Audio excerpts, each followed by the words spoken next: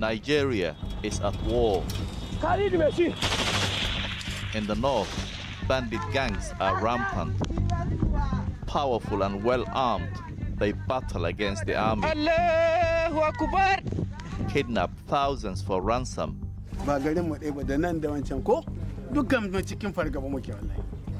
Even pose with their cash on TikTok.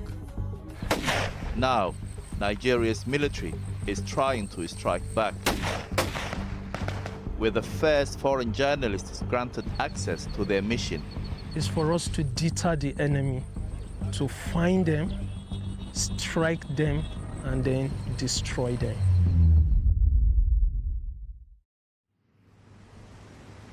Our journey begins in Sokoto, in Nigeria's far northwest. The town once boomed as part of the traditional trade route to the Sahara. Now, though, it's a haven for refugees, but not from famine or foreign invaders. Those I meet have all fled ruthless bandit groups that terrorize the region.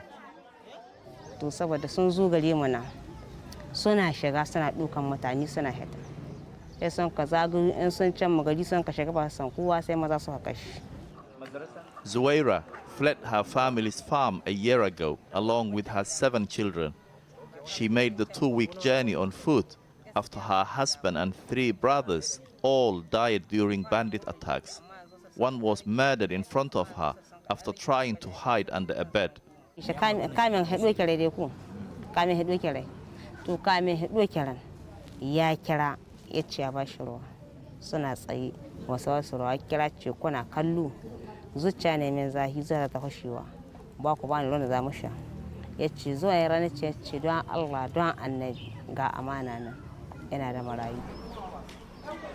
Banditry has surged in the northwest in recent years. Some villages are attacked so often the entire population has fled their ancestral farmlands to seek sanctuary. Zuwaira, like many others, hopes to return one day.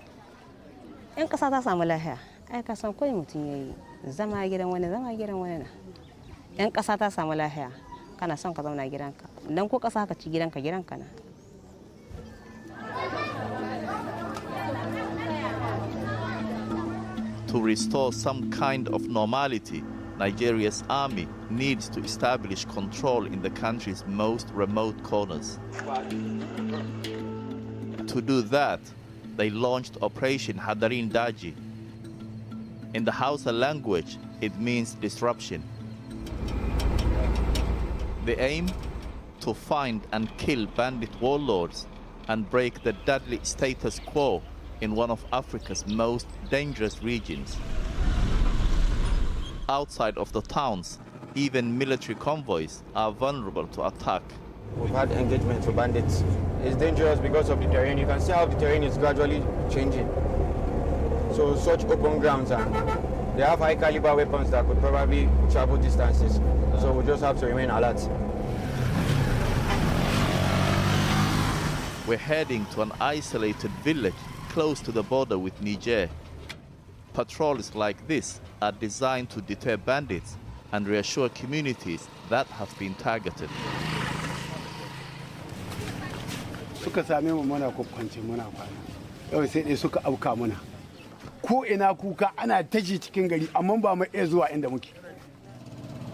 It's a fear that weighs heavy on these children. The school where they live and receive traditional Islamic education was raided several months ago. Hamisu and Awaisu were among the 15 who were abducted, their teacher Liman powerless to prevent it.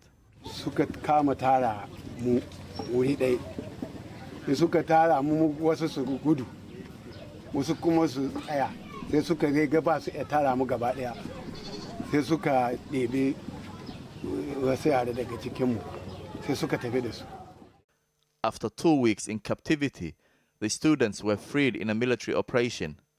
Their captors had inflicted brutal treatment.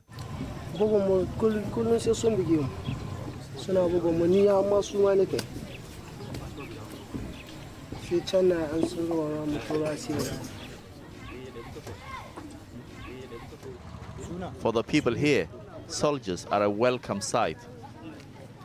But in areas this hard to reach, government control is still thin.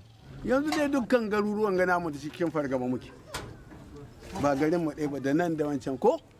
Dukkan mu cikin fargaba muke wallahi. The cost of insecurity is paid by the most vulnerable. They just kidnapped them! Mass kidnappings have become a tried and tested business model over the last decade. It's so lucrative. Young men, mostly from the nomadic Fulani ethnic group, are trading cow herding for kidnapping.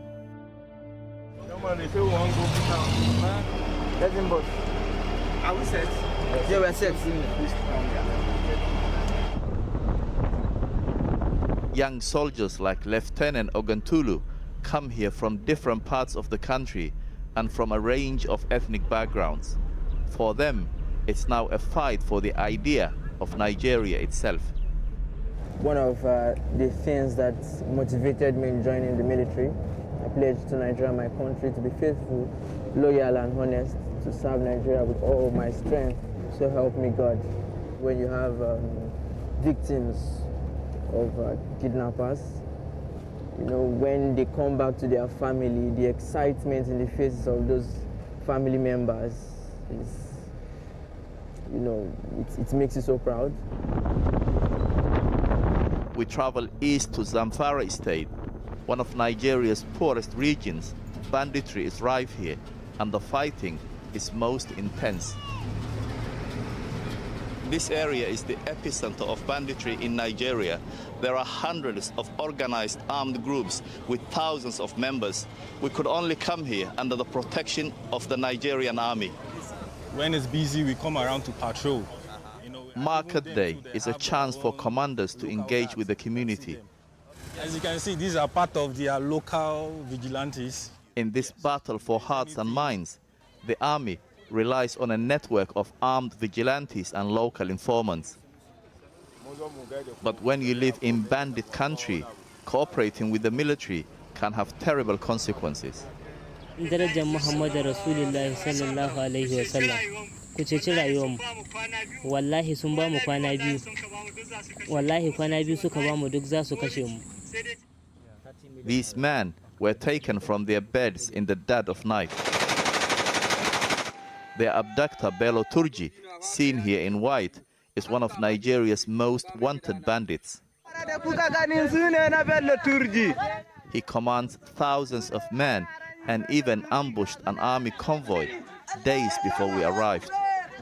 This mass kidnapping wasn't just about money, it was a punishment. Bello Turji accused them of collaborating with soldiers stationed in their village. Babu wani abu ne rage ai muna da gatanci tunda ai an kai mana soja da sauransu muka ce mu soja ba mu na kai shi ba mutanen Morocco na kai soja ba gwamnati ta kai soja mutanen Morocco ba su ci sojoji su tashi su bar gari. Ahmed and his friends say they managed to escape the bandits' camp, but with Bello Turji still at large, they have little faith in the state's ability to protect them. Idan kana bacci a mafarkinka zaka dinga ta ganin wasu abubuwan da ya faru daga kai can, zaka iya yin mafarkin kasunan sun biyo ka suna harbi ko sun biyo ka za su doka ko kuma sun biyo ka za su kamu. Har yanzu tsoro bai fita daga jikin mu ba. The army agreed to bring us here to show us how seriously they are treating this conflict.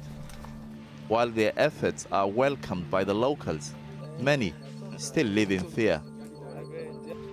In this part of the world, power remains inseparable from violence. The road to a peaceful, united Nigeria is certain to be a long one.